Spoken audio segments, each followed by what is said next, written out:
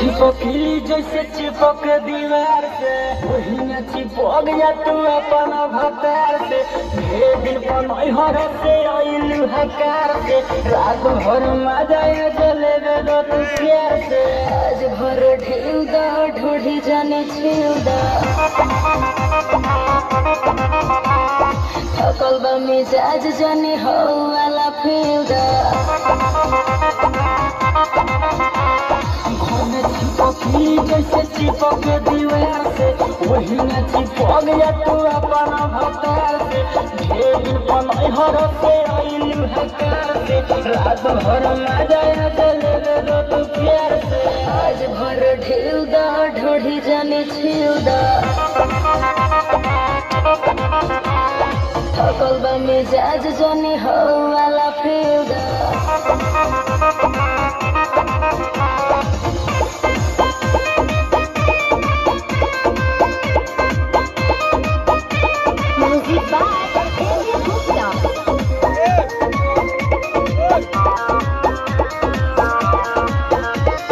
पोरे पोरे देह मोर टूटतावे हो मान जबलम दम घुटतावे हो।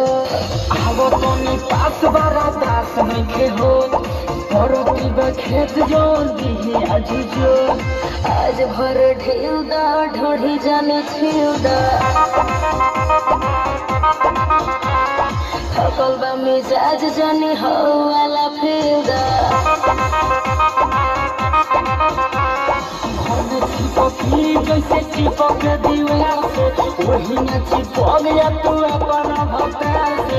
ढेर दिन पनहर से आइलू हकार से रात भर मजा जलेबे दो तू प्यार से।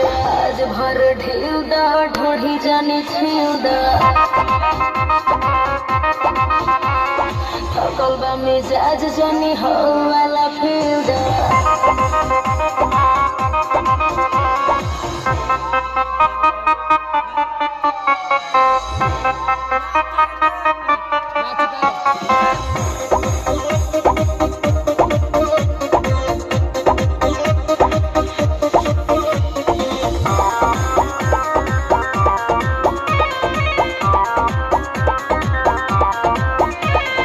हमके मुआइया के छोड़ब कहो बुलेट राजा देह कोड़ब कहो।